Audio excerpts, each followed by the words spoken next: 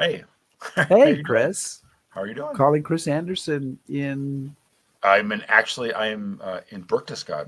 Does it look like Berchtesgaden? Oh, wow. So do you have a virtual background back there? I do. I got to get some of those, because I keep traveling. Maybe we could, they all look like... put up a virtual background of wherever you are. And then... They would all look like Novotels, but, that's... But I'm in Chicago. Are you still... Wait, you're still in Chicago? I'm still in Chicago, still wearing the same clothes I wore last week. They haven't whisked you off to Berlin? Not yet, no. Welcome, everybody, to History Happy Hour. Thanks to Stephen Ambrose Historical Tours for making the show possible. Check out their rich offering of military history tours at stephenambrosetours.com. And whether you are watching live, replay, or listening on the HHH podcast, we appreciate the fact that you're here. Very much. And today we are going to present an encore of our show from 3 years ago on the Canadian Black Watch at Verrières Ridge. Yes. So this is a story of the Canadians, and you and I have. I mean, you've been there many times. Yeah. I have been there a couple of times with you. I think I know at least once. And it was a transformational experience, wasn't it? It was pretty amazing, and especially when we walked kind of past where the ridge was, and some of it's a little blurry in my memory, but it was a pretty extraordinary day that the Canadians fought there, and it's a great story. Yeah, so I'm glad we got them back on. Yeah, so hey, everybody, let us know what you're drinking and what's going on with you. And while you're doing that, I will mention that we appreciate our HHH Top Shelf patrons. Was it august people? August personages? Was that what we... I don't know. They're distinguished. Distinguished. Okay. And financially well off. At least well enough off to be Top Shelf patrons. And we appreciate everybody who is a patron. And you can become a patron of historyhappyhour.com. And we'll start a page 2 for you. Be the first person on page 2. That's something to aspire to. Well, you'd have to have a name that began with Y or Z, because it'd have to come after. You're gonna do the alphabet. Yeah, okay. It is. Did you not notice? No, I just, after I said that, alphabetical order. My keen powers of observation. Yeah. Come on. So that's pretty much something that we appreciate everybody doing. Absolutely. Okay. I'm blah blah blahing now, so you have to give me a cue, and let's start this show.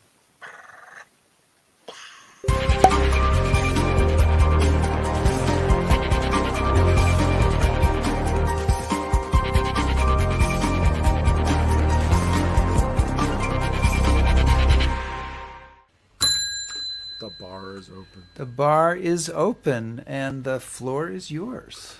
Well, thank you. Well, I'm very excited, as I guess you figured out, about the show this week.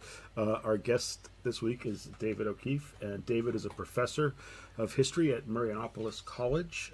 If you are living in Canada, you will probably recognize him. He has written, produced, and appeared in a number of documentaries that were widely seen in Canada. Probably most well known as Dieppe Uncovered and the Black Watch Snipers. And he is the co-creator of the History Channel's War Junk television show. When he's not, wasting time doing all of that, he's writing books, amongst which are One Day in August, The Untold Story Behind Canada's Tragedy at Dieppe, and 7 Days in Hell, which we'll be talking about this week. He has received numerous awards, lots of them with royal and official in the title. But for our purposes, he's also a veteran of the Black Watch of Canada. But despite all of these accomplishments, he felt there was something missing. And it was because he had yet to appear on History Happy Hour, so we're going to give him an opportunity to scratch that itch. So, David, thank you so much for joining us. Well, thank you. Very historic moment, without a doubt. Certainly. Could be the pinnacle of your career. I think it is. And we better be recording. Oh, okay? Yes. Don't worry. Happy Easter. Happy Easter. Happy Easter to you. Did you bring a cocktail to Happy Hour? Yes, I did. Something rather appropriate, a little single malt for today, considering we're talking about the Black Watch. Wonderful. Excellent. And Rick, I have, a beer in my psychological operations glass, so that's the persuade, change, and influence. Oh, hold on. There's something happening over here. Okay. Okay. It definitely must be Easter. It's the Vorpal Bunny. Either that or it's the buddy from Monty Python. Yeah, I was going to say One of that's the what I thought. Yeah. This is a surprise to me, and we'll be talking about this later. Happy Easter. Happy Easter. And befitting our happy and cheery topic today. Yes. Oh, yes. Yes. Well, for our topic today is... Thank you. We're going to be talking about one very special regiment in the Canadian Army, the Black Watch of Canada, and basically focusing in on 1 week in Normandy, one terrible week for the regiment. And it's something that I think is an important book, not only because it tells the story of a regiment that I care a great deal about, but it also, I think, does a really wonderful job of illustrating just how terrible the fighting in Normandy really was. And I think sometimes we sort of lose sight of that. We talk about the guys land on the beach, and then, Yeah. but what we're going to talk about today happens a month after the landing, and it's just horrific. So we'll get into the weeds here. So, David, for starters, just for, since we have a lot of Americans in the audience, can you tell us a little bit about what the Black Watch is and why it's such a special regiment? And Sure. kind Yeah, of I guess background? in Canada, the Black Watch of Canada, and there is an Imperial Black Yep. Watch over in Scotland. So, and the Black Watch here took their name from that just before the First World War, and kind of earned their spurs in the trenches of the First World War. And as a matter of fact, when they come out of the trenches in 1918, they are very much in the Canadian Army scheme of things, very much the way we would see the New York Yankees of baseball, Montreal Canadiens, Manchester United. They are the creme de la creme, and certainly they know that.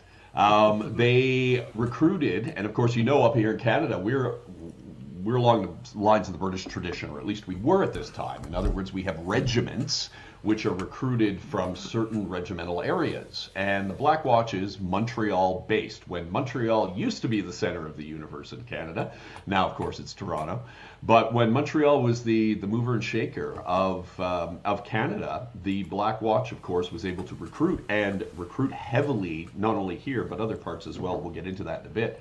But they perpetuated 3 battalions, which was unheard of, and they were able to sustain 3 battalions for about 2 years.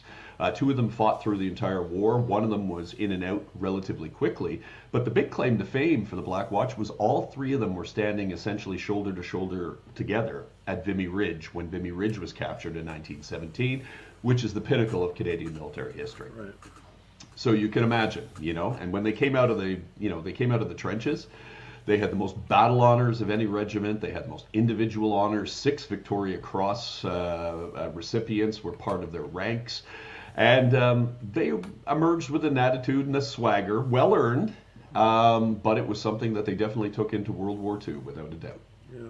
Now, David, and correct me if I'm wrong, but there are a number of Americans that the regiment had a tradition of recruiting. Yeah, it's probably one of the best kept secrets of the Black Watch. Was in World War I to help fill out the ranks of those 3 battalions. We were pretty much soaking Montreal dry, so we ended up moving down and going towards the Boston area, into Philadelphia, New York as well. So you had a relatively sizable contingent of Americans who decided they were going to join the Black Watch before the United States was in World War I. Well, the same thing happens in World War II. In 1939, 40, and 41, before Pearl Harbor, you see Americans who, for whatever reason, they decide they want to get into the war for their own reasons, mostly because they figured it was the right thing to do. We're looking for a ride, if you will. And a lot of times the Black Watch name that had come out of World War I, of course, had a real brand recognition in the United States. So, there's certainly at least one gentleman that I talk about in the book, Bill Booth, came up from Florida. And he came up from Florida because he thought he was joining the Black Watch in Scotland and had no clue that there was a Canadian Black Watch. Geography is not always the strong point of many Americans. Yeah, well, at least he found the Black Watch. That was his main objective. Right. Yeah, he was thinking of going to India, as a matter of fact. I think if I'm not mistaken, he had seen the Shirley Temple classic Wee Willie Winkie, which happened to have the Black Watch in it. He just thought one Black Watch was the other Black Watch and ended up in Montreal. So there you go. Well, looking at the story in Normandy, I guess I would say we should get a little background here on how this battalion that's part of a regiment in Canada, how it ends up in Normandy, where it ends up, what they're doing, and they're under, of course, the British command there in Normandy. Yeah, they are. I mean, overall British command, if you will. I mean, like everybody. Right. I mean, they're reporting to the under British. Montgomery's. Yeah. Exactly. Under Montgomery's 21st Army Group. Yeah, they arrive, and Chris mentioned it right off the top. A lot of times when we look at Normandy, we look at Saving Private Ryan, we look at the opening on Omaha Beach, and we figured, oh my God, they overcame it, and that was it. The Germans packed up shop and went home. But what we tend to forget is, over the next 76 days, Normandy devolves into a slugfest. And it is almost up there when it comes to the percentage of losses as you would find in World War I at Passchendaele or the Somme. I mean, this is a heavy infantry slog, and a lot of people tend to forget that, and certainly the Americans in the bocage, but also with the British and the Canadian forces that have landed on Gold, Juno, and Sword beaches and have pushed up to the Norman capital of Caen. And it's taken a while for them to actually reach Caen, the city. And then the Germans basically abandon it. The Canadians and the British take it. But then there's the big defensive area south of Caen, which is the Verrières Ridge or feature, that really then becomes the main hinge in the entire German defense in Normandy. And it takes about 6 weeks of tough fighting, tough, hard-nosed fighting, like I said, a real infantry slugfest, to be able to just sort of wrestle to that point by the end of July. And there's a lot of fear. There's a lot of fear within Allied high command that the Germans are going to somehow be able to wrestle them into a standstill or a stalemate. And that's something that has huge operational and political, potential political repercussions, because of course in the United States, you have FDR, who's just announced that he is going to run for the 4th consecutive term. So there's a lot of political pressure that's being put on Eisenhower for a relatively quick victory in Normandy. But the reality on the ground is not playing nice for the politicians. And of course, that's also creating a huge amount of strain on the relationship between Montgomery and Eisenhower. And of course, Montgomery is, responsible for the day-to-day actions. He's got the 1st Army, the U.S. Army, he's got the 2nd British Army. And under that, the 2nd Canadian Corps arrives in late July. And the Black Watch are part of the 5th Brigade of the 2nd Canadian Division, part of the 2nd Canadian Corps of 2nd British Army. So that's where the order of battle comes in. And they're inserted into the line after about 10 days of what they call inoculation. And they're inserted south of Caen, or actually just in the middle of Caen, to be honest with you. And their first kick of the can, or their first chance at battle, is July 18th, 1944, which is the first of the 7 days that I cover in the book. So now, David, leading up to this, just again, so to familiarize some of the Americans in the audience, I want you to describe kind of some of the Canadian personalities or commanders, because obviously we know about Bradley and we know about Hubner and Maxwell Taylor, but who are some of the kind of the decision makers that the Canadians are working with here? Well, this time it's very interesting because the Canadians come into Normandy in a very incremental way. In other words, we don't arrive with 1st Canadian Army. 1st Canadian Army eventually sets itself up once there's enough elbow room in the bridgehead, okay? So basically we have 1 Canadian division and an armored brigade, the 3rd Canadian Division, which lands on D-Day and continues to fight. So around July 6th is when the rest of the 2nd Canadian Division arrives, and now we set up the 2nd Canadian Corps. And that is under Guy Simmons, Lieutenant General Guy Simmons. And you notice I said lieutenant, not lieutenant, right? Yep. Because we're dealing with Canadian and British ranks. So Lieutenant General Guy Simmons, you can see him in the middle. And he was considered by some to be Canada's ablest general, perhaps their greatest general. He was a Montgomery protege. As you can see, he wore the beret like him, had the mustache like him. He was tough, he was stern, he was autocratic in his command style. He was a gunner by training. He was from the artillery arm. And he had been #1 at Royal Military College, which is our version of West Point. And he was a mover and shaker. He had fought in Sicily, had a division command in Sicily and in Italy, and then was promoted. And this was going to be his big debut. And under his corps, now you have the Armor Brigade, the Canadian Armor Brigade that is fighting, but you also have the veteran 3rd Division, which slammed ashore at Juno Beach and has been fighting ever since. And now the 2nd Canadian Division, whose claim to fame up until this point was that one day in August in 1942 where they were mercilessly ripped apart on the shores of Dieppe, and now this was the first time they were getting back into battle. And they have a commander by the name of Major General Charles Fowkes, who was the one, I believe, on the left of the photograph. Yeah, you can see my left, or, you know. And, It's to the left. It's to the left. It's Yeah. everybody's Okay. left. Somebody's left. It's everybody's left. Yes, he's the one looking to the right, and he has his finger pointed down. Yeah, you can see it with his name. With his name under. That's with one his way name to know. under. I mean, that's probably the easiest way to figure out who it is. Yeah, exactly. Fowkes was interesting. Nobody could really figure out how Fowkes reached the rank he did. As a matter of fact, he was probably, and I think I'm being overly fair here to say he was probably one of the biggest and best brown-nosers in the entire Canadian Army. That's the positive view. It actually said, don't laugh, it is. I mean, it says that in his file. One of the big strengths is his ability to please his masters, basically, is what it's saying. So, but Simmons really didn't like him. He had problems of personality, to say the least. And then, of course, one of the big problems was he had no experience in battle. Simmons did. And so everything that Simmons did, it wasn't a question of, jump. It was, how high do you want me to jump?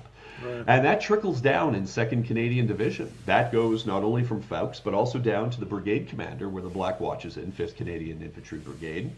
McGill, Brigadier William McGill. It's M-E-G, okay, not M-C, like the university. And he is a signaler by trade. He was in wireless all his life, and he was in what we call the tiny permanent force. Before the war, Canada only had a very tiny army of about maybe 10,000 people, 10,000 men at that time. And so as a result, there was a clique that developed, and you had the militia-trained soldiers and officers like those in the Black Watch. So in other words, these were not so much National Guard, but not too far off. And then you had somebody like McGill, who made his career in the armed forces. And so there is a common understanding that there was two strains, if you will, of the commanders. Those who could go back to civilian life if they screwed up on the battlefield because they had their own fortunes, and those like McGill who were company men, and this was their entire profession. So some people have suggested he was promoted way above his ceiling because of the fact he had nowhere else to go after becoming a colonel. And the only way he could become a general was to actually command troops in battle. So that's the overall scenario, for the the dynamic between those guys. I mean, and we can touch on this again later, but briefly, it's a dynamic that essentially helps pave the way to disaster for the Black Watch, isn't it? Without a doubt, it's I would argue, and I did in the book, completely dysfunctional. You have two subordinates in your division commander and your brigadier who are terrified to take the initiative because they know that Simmons is extremely, like I said, extremely autocratic. He's extremely arrogant because, he has battle experience. As a matter of fact, at one point he said, look, when the music starts playing, you just follow it and I'll call the variations. In other words, you just follow what I have to say. Don't bother thinking for yourself. I can't be wrong. I can't be wrong. No, exactly. I can't be wrong. But what this does is it creates a paralysis of initiative, if you will, down at the lower levels. Because, as you know, I mean, you can be removed and it doesn't matter how far up the chain you are, and it doesn't matter how good your intelligence is and your communications are. There is a certain amount of understanding of the nuance at the front line.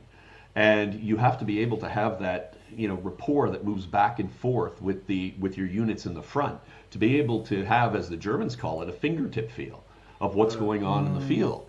Simmons is not like that. Simmons is very much like a maestro. In other words, here's the concerto, everybody follow the music, and if I decide, and when I decide, and only I decide, when we're going to change. Well, and so that becomes a very, very difficult command climate, as you can imagine. Yeah, I was going to say, one of the things I'm curious about is obviously with the Black Watch, you're I think it's fair to say you're dealing with some ego. Oh yeah.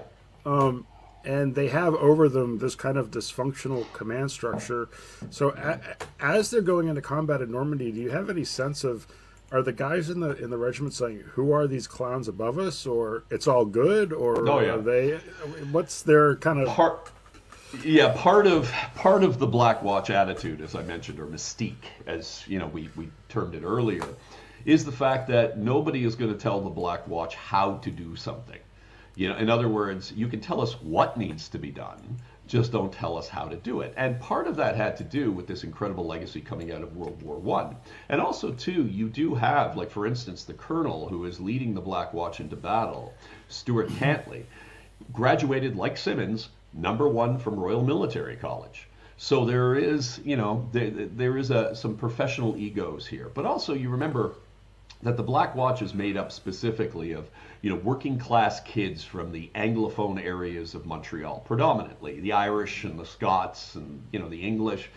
And then you have their officers, and their officers are all coming from the movers and shakers of Canada. They're all captains of industry, politicians. One of the men that I follow in this is the Prime Minister's nephew, the former Prime Minister, R.B. Bennett. His nephew is one of the company commanders. And so the Black Watch is known as kind of like the old family regiment.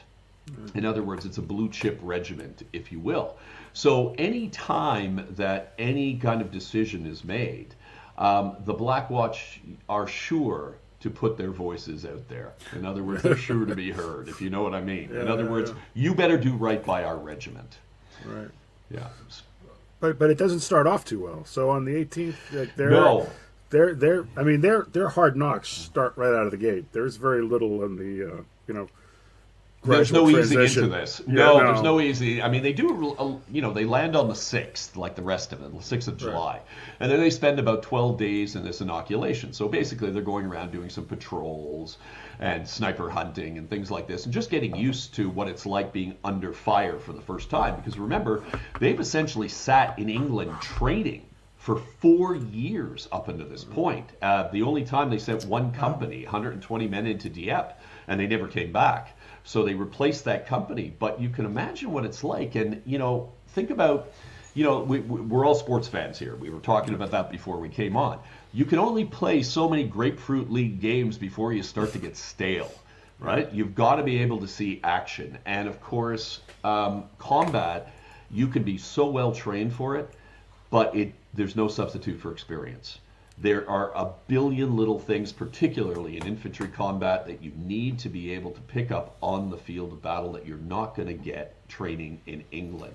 So as well trained as you are still green when you're going into battle. There's no substitute for combat. So that's basically what we're getting now, is that the Black Watch, as you mentioned, go into battle on July 18th, and they're given the honor of leading the division and its breakout through Caen over a little part of the Orne River.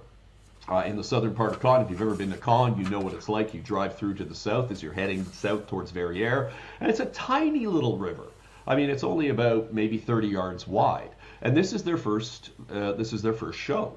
And they're told to basically bounce the Orne. And it's supposed to be relatively simple. They're supposed to be going against German rear guards, because the Germans are pulling back now. They pulled out through Caen. They're moving back towards Verrières Ridge. And opening night jitters. That's about it. Somebody, after training for 4 years, misses or mixes up a simple timing. What time do they have to be in position to cover the troops that are going to make this assault boat crossing across the river? And it goes off the rails really quick. And an entire company of the Black Watch, 120 men, are lost just trying to get across this river, which was supposed to be a very simple way of, kicking in the door and moving on. And that was, I guess you could say, a warning of what was to come for them in some cases. Yeah. So that's the beginning of the 7 days in hell, in essence, and it's very bad at the beginning. Then things improve a bit, and set us up for to take us to what happens on July 25th, which is the day that they launched their assault at at Verrières Ridge, and so how does this what is this assault part of what's happening that puts them Okay. in the position that they're going to be there? Okay. Well, they start off, like I said, on the 18th, and this is part of the Canadian subsidiary operation known as Atlantic. It's part of Montgomery's Goodwood operation. And as they cross the river, they basically, they take it on the chin, and their pride is hurt without a doubt. And then in the next series of engagements, they're able to capture a German outpost, and then they're called in when there's an emergency. The Germans launch a counterattack from Verrières as General Simmons, fighting his first battle, overextends one of the other brigades, the 6th Brigade. And so as a result, they get hit by some very tough customers. They get hit by the 1st SS Panzer Division. And as you can imagine, these are veterans of the Eastern Front who play for keeps, to say the least. And so as a result, there's a lot of panic in 2nd Canadian Division. And the Black Watch are thrown up to restore the line on a godforsaken hill called Hill 61. And if you've ever been to Verrières, it actually is slightly below Verrières and across the valley. So any of the Germans on Verrières have a perfect view of everything that's happening on Hill 61. So the Black Watch end up inheriting this place, and basically they're an exposed advanced slope where they have to dig in wheat, because the whole area is covered in wheat, and they, of course, the French have been evacuated. They haven't been harvesting, so now the wheat is standing literally waist or shoulder high. And we should. And I just to interrupt, just because for people who've been to Normandy, I think most of our American visitors to Normandy are in hedgerow country. This is not really hedgerow country. This is more open fields of wheat rather than a tiny little hedgerow of wheat.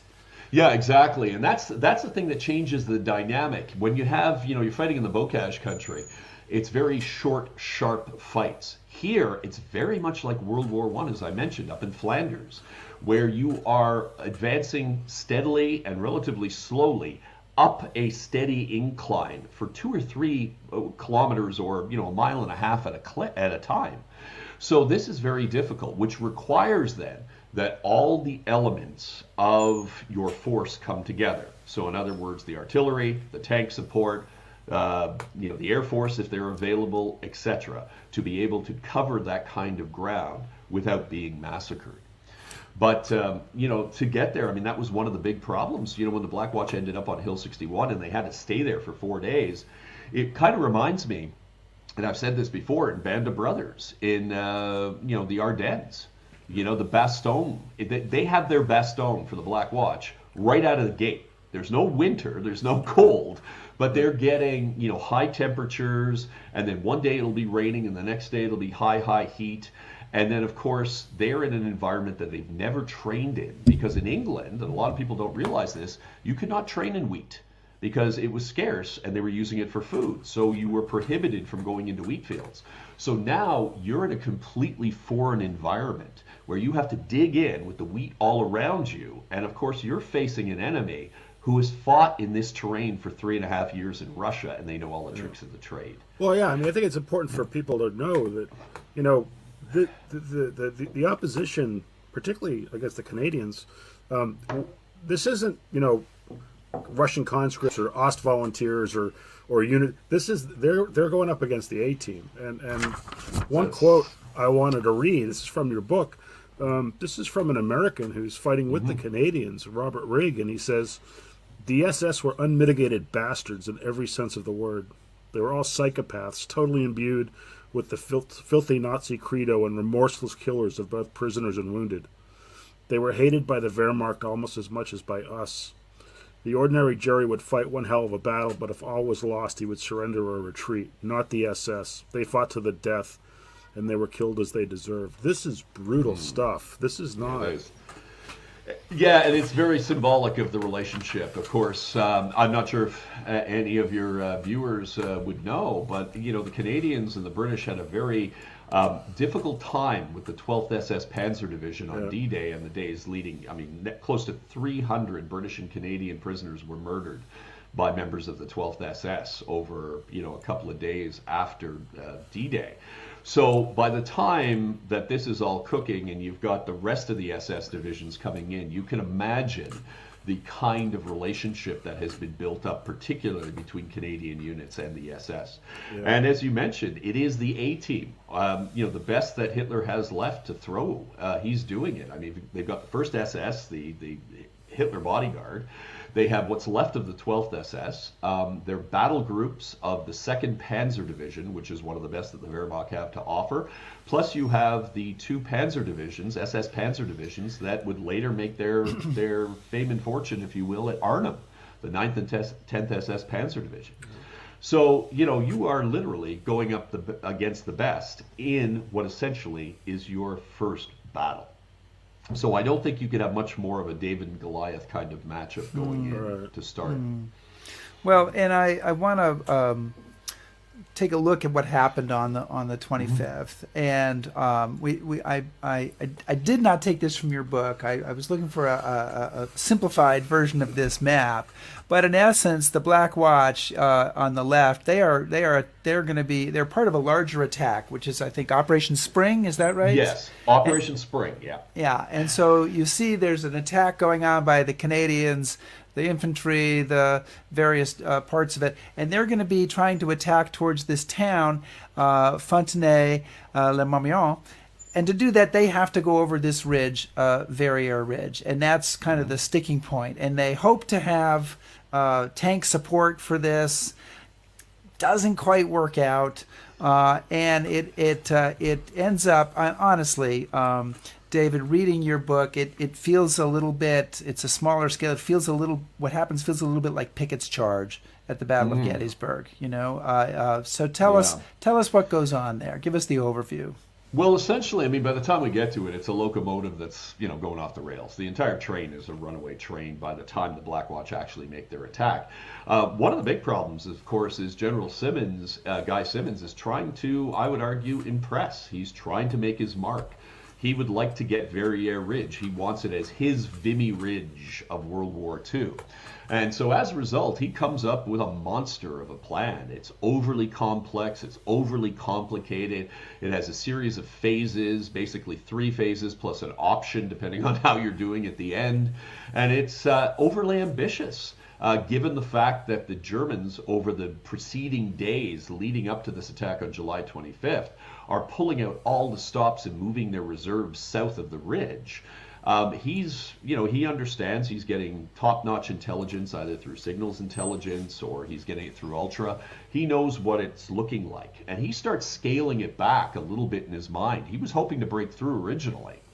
But even his commander, right? Even General Dempsey, the British commander, doesn't think this is really going to work. But he's sort of like, well, okay, you can try. I'll give you a little rope, but not too much. Yeah, that's a great way of putting it, because what's happening is they're looking at the intelligence picture and they're realizing that Verrières Ridge every single day leading up to the 25th is becoming a tougher nut to crack. So it starts off in the planning around the 19th of July as this breakthrough operation. In other words, let's reach Falaise, let's finish off what Goodwood couldn't do.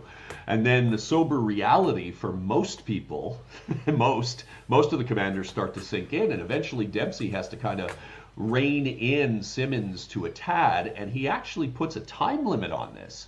So he basically says, if you don't get the ridge by noon on the 25th, and the operation is supposed to start in the middle of the night. So basically he's got about 8 hours to get the ridge. Then Dempsey is going to call it off. But this becomes one of the problems. We understand why Dempsey is doing this, but basically Simmons does not interpret this as a word of caution. I would argue he sees it more of a challenge. In other words, now I have till noon to get the ridge, as opposed to, okay, let's see how things go and we'll reassess and we'll do it, Right. properly. So he reads it like the people in the TV shows when when they say it's going to take 2 hours and the boss says get it done in 30 minutes, and so he's like, all right, get it done in 30 minutes. Yeah, and actually that's the kind of attitude he takes.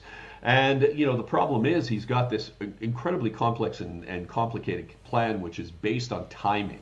And when you have timings wed to your plan as your, primordial mechanism, you're already in trouble before the plan starts.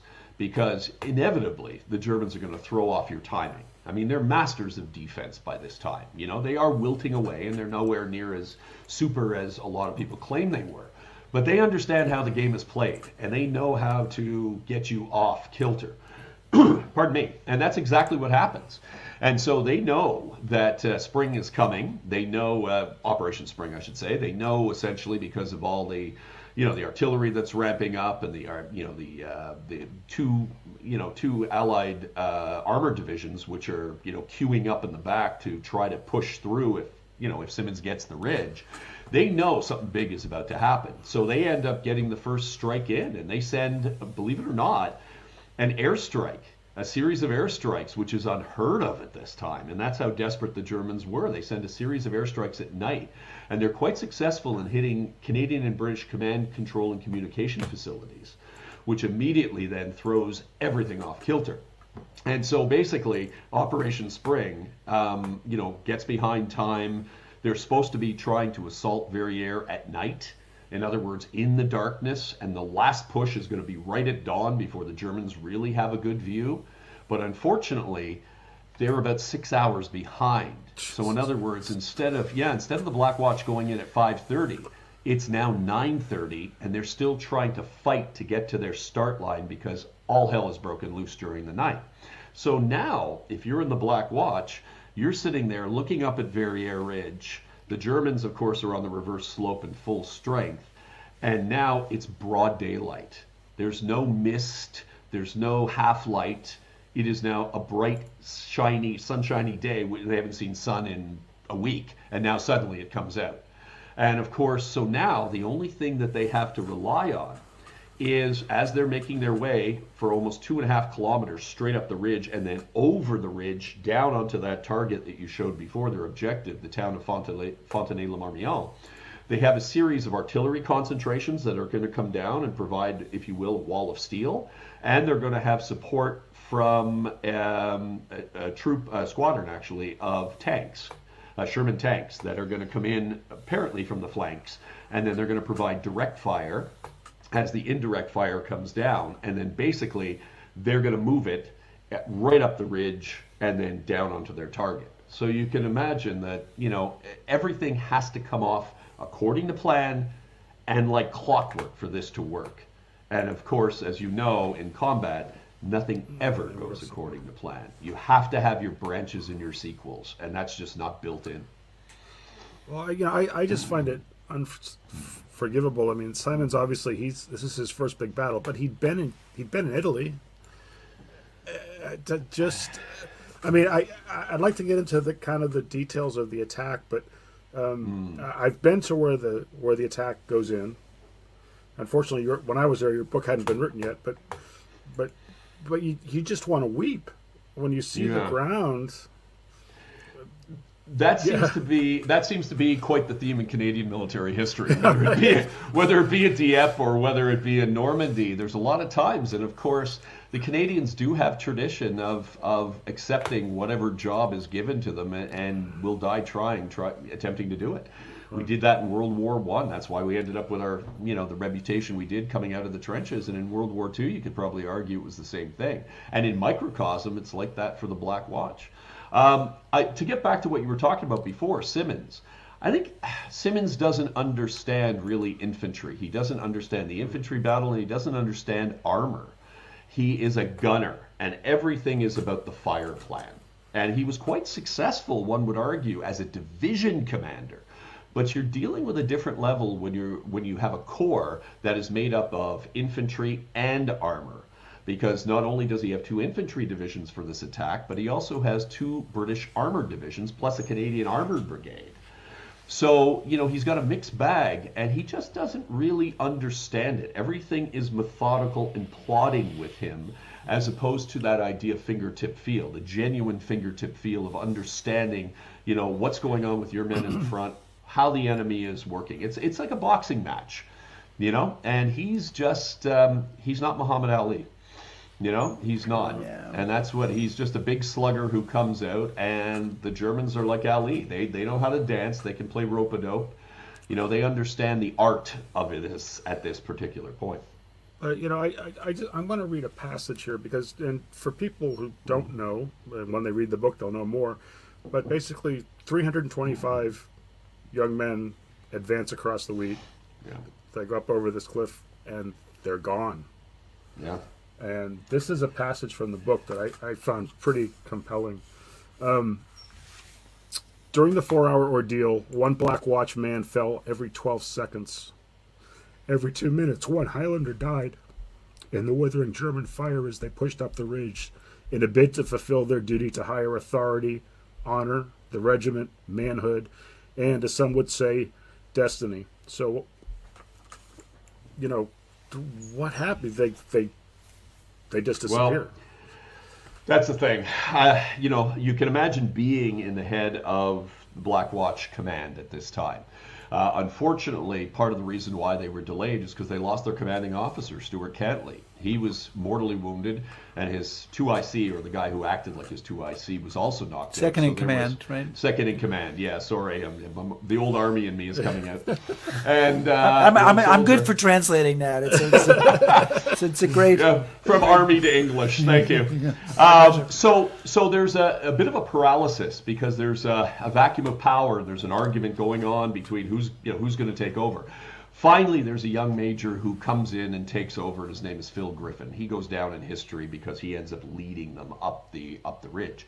But the Black Watch officers do consider not going, not following orders. In other words, they're looking for any legitimate way to get out of this attack, and they can't find it because they're under a direct order and the pressure is coming down. Get on, you're late, keep going. And then finally, the brigadier issues them a direct order. You go now. And of course, when you're dealing with a regiment like the Black Watch, even though in hindsight we would say that, yes, common sense should have dictated, you're playing with something that is much more, powerful. And that's the concept of honor with these men. Mm-hmm. These men had grown up, listening to the stories. They not only had to hold the regiment's name high, but also the names of their families. And that is quite powerful. And really, we're kind of in a transitional phase where we're no longer, by the end of World War II, looking at warfare and leadership and et cetera like that. But the Black Watch are still kind of the old guard, if you will. And they're the slaves to their past. And it's an albatross around their neck. So as a result, eventually, they realize, look, there's no legitimate way of getting out of this and saving face. So reluctantly, they do order the attack to go ahead. And they're just basically crossing their fingers that the artillery arrives on time, that the tanks arrive on time. But of course, as you probably know, coordinating artillery is the most difficult thing in an attack. So whenever that is done, you're kind of wed to that timetable. And so as that time, H hour, approaches, and now they're going to go up in broad daylight, the Germans are on 3 sides. So they're on both flanks and they're up on the other side of the ridge. The only thing they have is that artillery fire plan, really, and the tanks. So when the H hour comes at 09:30, Phil Griffin gives the order to go, even though the tanks haven't arrived. And so the tanks are late, and it's inexplicable. It seems like there was an order, a counter order, somebody called off the tank support. All the things that you could fear would happen in the fog of war and battle happen. So, I mean, it's probably, if you want to truly learn lessons, whether it be at, the War College, Staff College, or whatever else, you have to understand what happens to the Black Watch and all that entire dynamic, how it unfolds. So, yes, they do. They start marching, and they go up in what is called box formation. 2 rifle companies up, 2 rifle companies behind. The tanks are supposed to be on the flanks. They haven't materialized.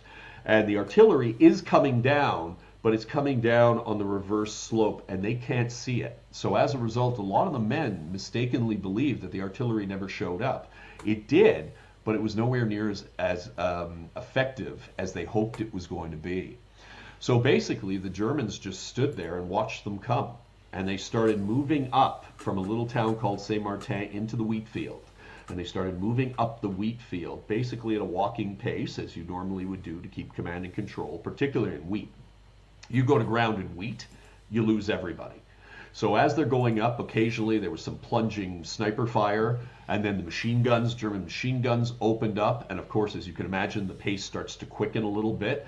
Command and control is becoming very, very difficult as the NCOs and the officers, the platoon commanders are yelling to their NCOs are yelling to their section commanders, and they're trying to keep their men together. But now, men are starting to fall. Men are starting to scream. They're screaming for stretcher bearers. And then, boom, in comes the artillery, the mortars, the rockets, direct tank fire from 3 different sides. I mean, you mentioned Pickett's charge. It's the charge of the Light Brigade by this time. And there's no cover. There is absolutely no cover. What you're showing, the picture that you've been showing is not Verrières. It's a little bit, that's actually a little bit north of Caen. But put it this way, that's Verrières if you just tilt it up slightly. Give it a ridge. That's it. Right, give it a little ridge. And that's how open it is. So you have nowhere to go except to your objective. I'm gonna quote from your book, so it's okay. You can be good. But there's 2 quotes here that really struck me as they're setting out, and one is from a German tank commander, Peter Prien, who is on their flank and who is pouring horrendous fire into their position. But he said it looked like waves of men rolling steadily forward, no sign of panic despite their visible losses. To us soldiers with 4 or 5 years of experience, this was a most unreal sight. So he can't even believe that they're doing this, and this is the enemy.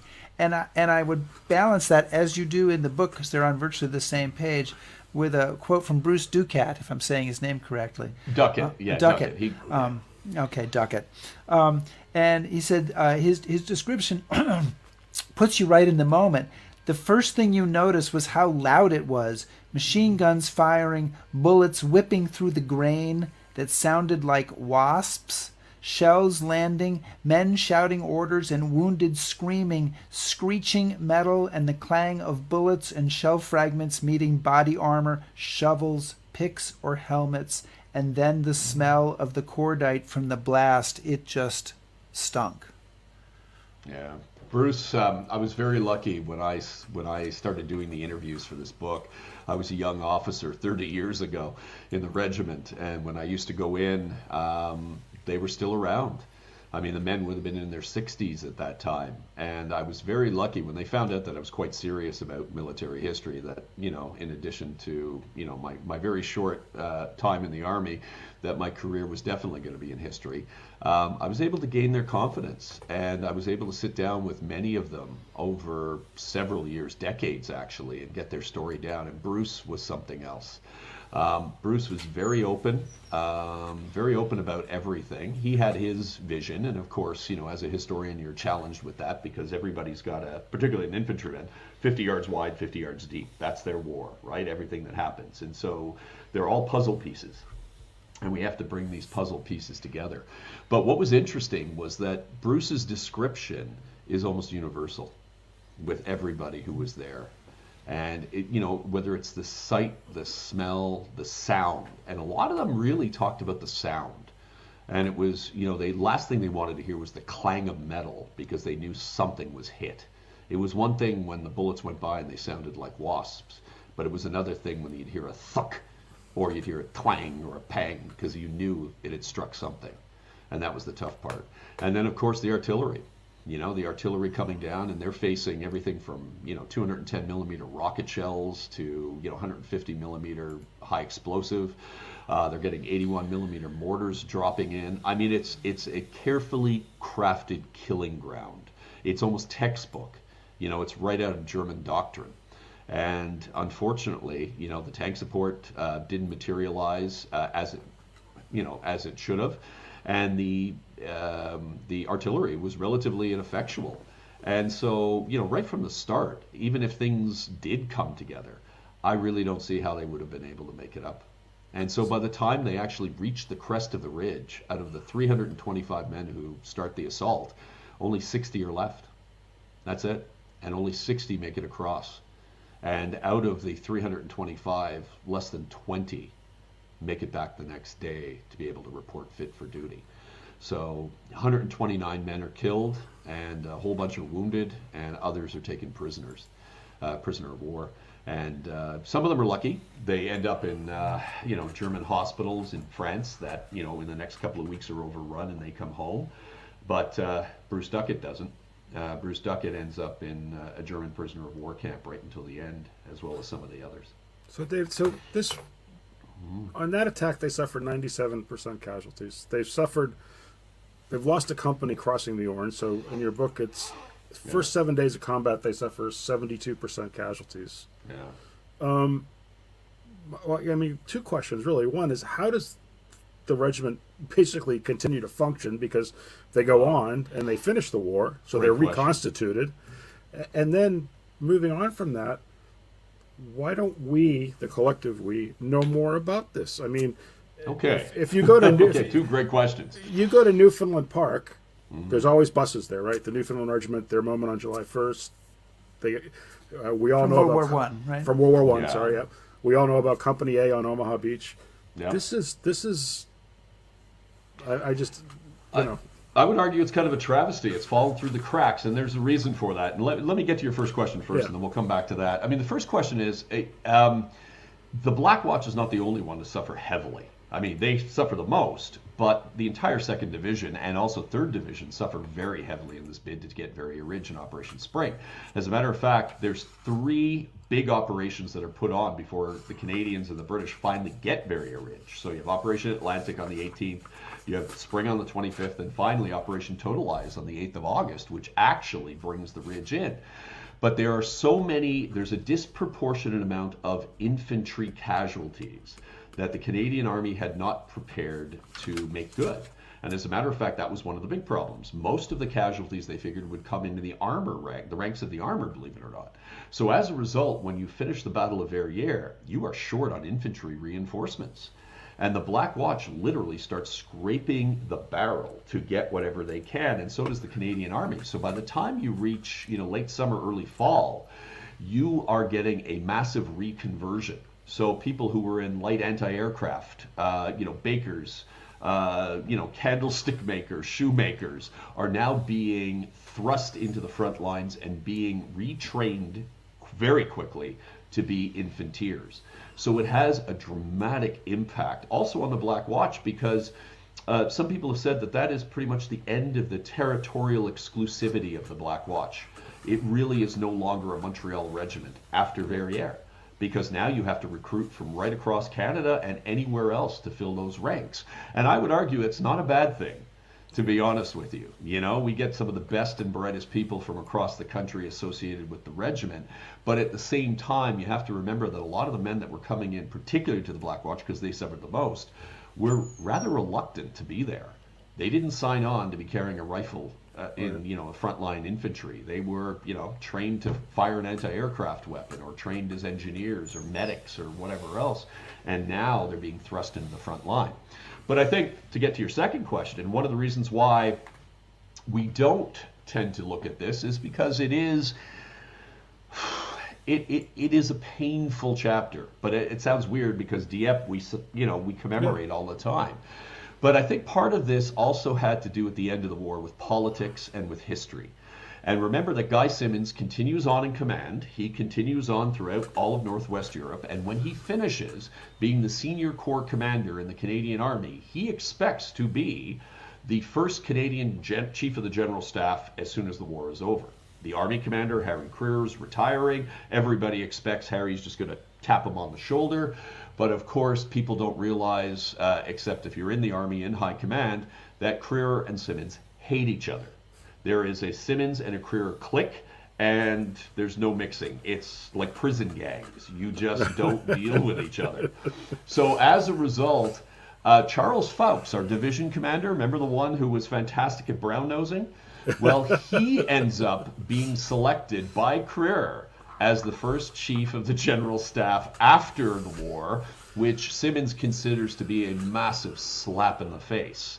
And so as a result, when the history of this is starting to be written in the end of the war in mid 1945 and into 1946, Simonds is smarting. Simonds realizes he will never become chief of the defense staff unless he massages his legacy. And he starts doing this, sadly, with what happens here at Verrières. He refuses to accept responsibility for his plan. He blames it, and unfortunately, he does have a reputation for doing this, blaming his subordinates, particularly ones that die and can't answer back. And so he ends up blaming the fate of the Black Watch on the Black Watch themselves. And so as a result, he starts meddling. We have, kind of like SLA Marshall and, your official historians in the United States. We had a fantastic one by the name of C.P. Stacy, Colonel Stacy, who you probably read. If you read anything on Canadians in Normandy, you know it's Stacy. Stacy had a historical team working on this. And Stacy was in a very difficult position because even though he was a professor of history, I think he was at Yale, as a matter of fact, when he joined the Army, he was actually a colonel subject to the chain of command. So there's complete conflict of interest when it comes to Simmons, because Simmons was asking for his reports, his historical reports, and of course the narrative he was writing. And then he would write back to Stacy and say, nah, I don't like this. Please downplay this, change that, do this.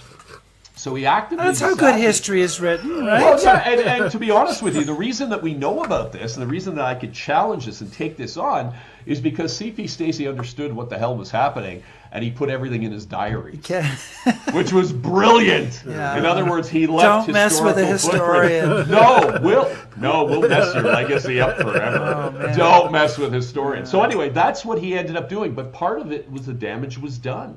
In other words, Verrières Ridge was considered to be a real negative thing. It was horrible. It was the second deadliest day next to Dieppe. But, it was one of those things where, the war eventually, 2 weeks later, hey, the Germans collapse in Normandy. There were better things on the horizon, if you will. And it kind of got swept under the rug. Yeah. Yeah, it did. But yeah. I was just going to say, look, I'm sorry, I didn't mean to interrupt you, but as we're getting close here, but I want to just, we talked about casualties, and we talked about the numbers, and 97% casualties that day, and out of 300 men, 126 killed, and the rest wounded, taken prisoner. And there's a great visual that you have in your book, and I'm going to throw it up here. And this is just the officers of the Black Watch, taken in May 1944, 2 months before this, and you can see a K for those who are killed, a W for those who are wounded. And that's your visual. Those are your leaders, those are your officers, and that tells the whole story to me. This is just a nightmare. Yeah, that's the price in the officer corps for 7 days in Normandy for the Black Watch, right there. And it's amazing to think about it because, we were a relatively small country. We still are, potent, but small. And, we only had 8 million people, yet we had close to 800,000 men in uniform and women in uniform at that time. So 1 in 10 was walking around in a uniform. So you can imagine what it was like for the post-war, when you have these people who would eventually go on to be not only the captains of industry, but professors and politicians and the leaders in society who are being just mowed down on these fields. It's very similar to what, the lost generation out of Great Britain at the end of World War I. What could these men have done? How would Canada have been different? Maybe it would be better, maybe it would be worse, but it would have been different for sure. And, we tend to forget that. And it's the same thing with the United States. A whole generation, a whole generation of leaders, of innovators, thinkers, they're all lost. Well, I was going to wrap up, Chris, unless you have a last question you want to ask. I was just going to tell everybody to please read the book, find out about this part of the Normandy campaign. Yeah, we have really just scratched the surface, and this is still only one part of the Canadian campaign. We talked with Tim Cook a couple of weeks ago about some of Canada's efforts, and I think all of our audience knows a lot more about and can appreciate a lot more about what Canada did during World War II. It's pretty amazing stuff. So, David O'Keefe, thank you so much for joining us today on History Happy Hour. I hope you. Thank you for having me. Hope you were able to finish your single malt there. And, getting there. If not, you can. And again, his book is 7 Days in Hell. Canada's battle for Normandy and the rise of the Black Watch snipers, which is a whole other interesting part of this story. So, and there's a documentary as well that you can find on YouTube about the Black Watch snipers, and David's part of that as well. So, thank you so much for joining us. Thanks, David. Thanks, guys. Next week we'll be back live. But still in Normandy. I won't be in Normandy yet. No, but I mean, like in Normandy, like as far as the topic. Yes, because we're going to talk about Daniel Taylor's new book of Villers Bocage, Yes. which talks about Operation Perch, the British offensive from June 7th to 14th. That included Villers Bocage and, of course, the exploits of Michael Wittmann. Nazi tank commander Yes, Michael nastiest Wittmann, Nazi tank commander Michael Wittmann. one of your favorites. Yeah, he's a real swell guy. He's yeah. Well, watch the show and learn all about He's why a I bit of a folk hero, perhaps not appropriately. Yes, well, find out more. No, it's a really good book, and lots of insights on a pretty important battle that has a lot more going on than just Michael Wittmann. So it should be a good show. Excellent. Well, looking forward to that, and it's got lots of pictures. So I mean, I'm always up for a book with lots of pictures. I know. I've Then the week after that, written 6 of them. So. I know, but so I think after that though, we should have a book with lots of pictures that's like scratch and sniff. You remember those? I do remember, but I we can work on a topic where we can do scratch and sniff picture books. I think like another one of those It's American history through cakes books. if it's a scratch and sniff of Normandy, Yeah, no, that wouldn't be it good. might not smell very well. That wouldn't be good. Good, fair point. Hey guys, thank you so much for joining us. Please subscribe to us on YouTube, follow us on Facebook, shout at us on Twitter, listen to our podcast. Podcast. Hey, can't take the boy out of Boston. Listen to the podcast. They back us on Patreon. Browse historyhappyhour.com. Yeah, and all that stuff. Thanks, everybody. Be safe.